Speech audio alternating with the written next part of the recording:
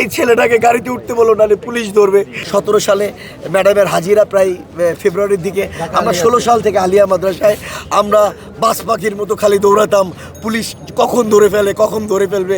আমরা ম্যাডামের গাড়ি ছাড়তাম না, আমরা ছাত্রদল ভ্যানগার্ড হিসেবে সবসময় ম্যাডামের পাশে থাকতাম।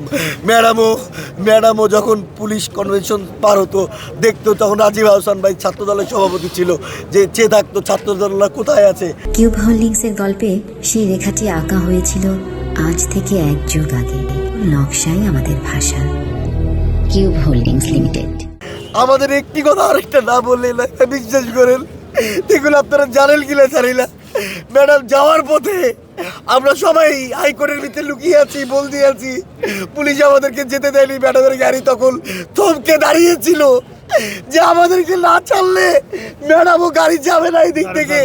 তখন তখন হাইকোর্টের দরজা ভেঙে হাজার ছেলেরা তখন ম্যাডামের গাড়ির সামনে এসে পড়ে।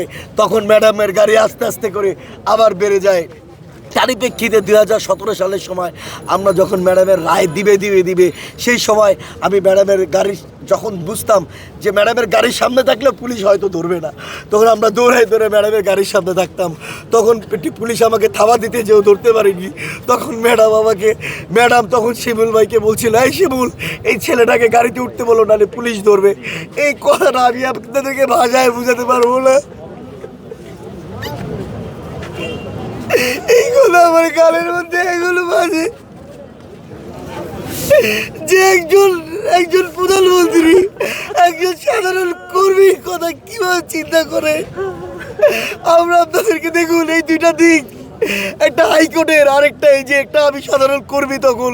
তখন থেকেই খুব ইচ্ছা ছিল, আমি তখন থানা ছাত্র দলের সাধারণ সম্পাদক ছিলাম, তখন থেকেই খুব ইচ্ছা ছিল যে আমি একটা ভালো ভাইটাল পোস্ট ক্যারি করলে, নেত্রী সুস্থ হয়ে গেলে, নেত্রী ভালো থাকলে আমি কবে নেত্রীর সাথে একটু দেখা করব, নেত্রী একটু আমার মাথায় হাত বুলিয়ে দিবে, নেত্রীকে একটু ম্যাডাম মনে করাই দিব, ম্যাডাম আপনি ওই সময় আমাকে এই কথাটা বলেছিলেন।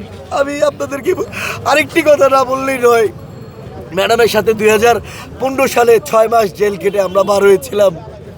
যে দেখা করেছিলাম ম্যাডামের সাথে, যে ভিতরে জেলের মধ্যে ছিলাম, যে ম্যাডাম তখন বলেছিল যে তোমরা ছাত্রদলরা ছেলেরা কোনো সময়, আমি যেভাবে অন্যায়ের কাছে আপোষ করিনি, তোমরা অন্যায়ের কাছে কোনো সময় আপোষ করবা না। তখন ম্যাডামের যে বালুর বস্তা ভর্তি বালুবন্দি করে রেখেছিল, ট্রাক দিয়ে বন্দি করেছিল, আমরা তখন জেলের মধ্যে ছিলাম। নাসরুদ্দিন আহমেদ পিন্টুকে জেলের ভিতরে তখন পয়জন দিয়ে মারা হয়েছিল।